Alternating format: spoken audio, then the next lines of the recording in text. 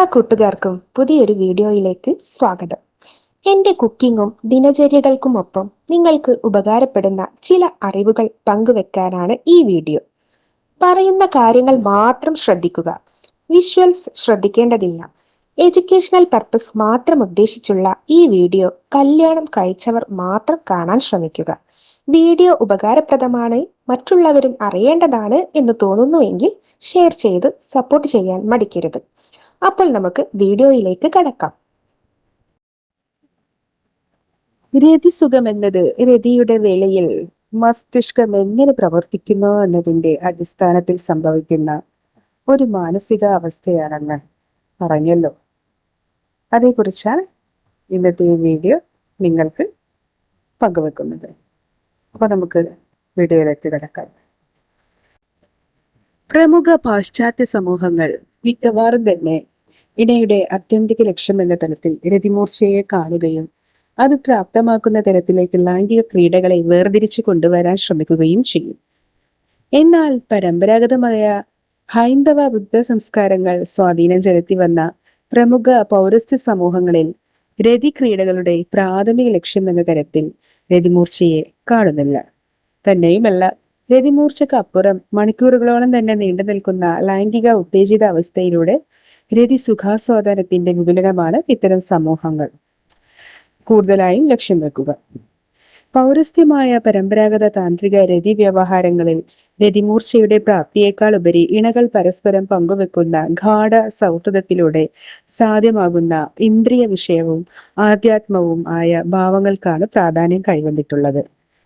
ആഫ്രിക്കയിലെ പല സംസ്കാരങ്ങളിലും സ്ത്രീയുടെ രതിമൂർച്ചയെ സംബന്ധിക്കുന്ന യാതൊരുവിധ ധാരണകളും ഇല്ലാത്തവരാണെന്ന് അവയിൽ നടന്ന പഠനങ്ങൾ കാണിക്കുന്നുണ്ട്. അത്തരം ചില സമൂഹങ്ങളിൽ സ്ത്രീകളുടെ യോനിയിൽ രതിവേളയിൽ ഉണ്ടാക്കുന്ന സ്നിഗ്ധത ഒരു മോശം സംഗതിയായിട്ടാണ് കണക്കാക്കുന്നത്. അങ്ങനെ യോനിയിൽ വഴുവഴുപ്പുണ്ടാകുന്നതിനെ കുറിച്ച് പുരുഷന്മാർ പരാതിപ്പെടുന്ന സാഹചര്യങ്ങൾ ചില സംസ്കാരങ്ങളിൽ കണ്ടുവരുന്നുണ്ട്. ചുംബനം എന്നത് മനുഷ്യരതിയുടെ വളരെ അവിഭാജ്യമായ ഘടകമാണ്. ഇണകൾ തമ്മിലുള്ള ബന്ധത്തിൽ ആഴം രൂപപ്പെടുന്നത് പരസ്പരം ആസ്വദിച്ചു നൽകുന്ന ചുംബനങ്ങൾക്കുള്ളത്ര സ്വാധീനം മറ്റൊന്നിനുമില്ലെന്ന് പറയാം.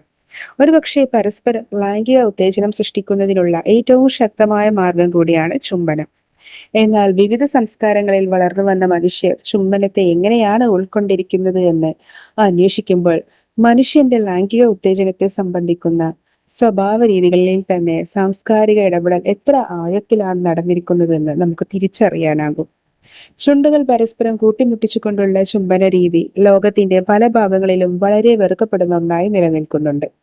സൗത്ത് ആഫ്രിക്കയിലെ തോങ്ക വർഗക്കാർക്കിടയിൽ ചുണ്ടുകൾ കൂട്ടിമുട്ടിച്ചുള്ള ചുംബനം അസഹ്യമായ ഒരു പ്രവൃത്തിയായി കരുതുന്നു. വടക്കേ അമേരിക്കയിൽ ചില ആദിമ വർഗക്കാർക്കും ഇടയിൽ ചുണ്ടുകൾ മുട്ടിക്കുന്നതിന് പകരം മൂക്കാണ് കൂട്ടിമുട്ടിക്കുക. 20-ാം നൂറ്റാണ്ടിന്റെ മധ്യകാലഘട്ടങ്ങളിൽ ഇന്ത്യയിൽ നടന്ന ചില പഠനങ്ങൾ കാണിക്കുന്നത് പല പ്രമുഖ സമൂഹങ്ങളിലും ചുണ്ടുകൾ പരസ്പരം ഇണക്കി ചേർത്തുകൊണ്ടുള്ള ചുംബനം രോഗകാരണമാകുമെന്ന ധാരണയാൽ അതിനോട് തീവ്രമായ വിരക്തി പ്രകടിപ്പിക്കുന്നു എന്നാണ്. വദനരതി ചില സംസ്കാരങ്ങളിൽ ലൈംഗിക ഉത്തേജനത്തിന്റെ ഏറ്റവും പ്രധാനപ്പെട്ട ഘടകമായി കണക്കാക്കപ്പെടുന്നുണ്ട്. വടക്കൻ പസഫിക്കിലുള്ള ചില ദ്വീപ് സമൂഹങ്ങളിൽ ജീവിക്കുന്ന ഗോത്രങ്ങളിൽ മുതൽ പാശ്ചാത്യ ലോകത്ത് പല പ്രമുഖ രാജ്യങ്ങളിൽ, ഏഷ്യയിൽ വരെ വികസിതമായ കൂടുതൽ വ്യാവസായിക വൽകൃതമായ ജപ്പാൻ പോലെയുള്ള രാജ്യങ്ങളിലും മറ്റും വായ കൊണ്ട് ലൈംഗിക ഭാഗങ്ങൾ ഉത്തേജനം വരുത്തുന്ന രീതി രതിയുടെ സ്വാഭാവിക ഭാഗമായി തന്നെ കണക്കാക്കുന്നുണ്ട്. എന്നാൽ ലോകത്തിന്റെ മറ്റു പല ഭാഗങ്ങളിൽ ഇത്തരം പ്രവർത്തികൾ അതീവ വെറുപ്പുളവാക്കുന്ന കൃത്യമായും കണക്കാക്കപ്പെടുന്നു.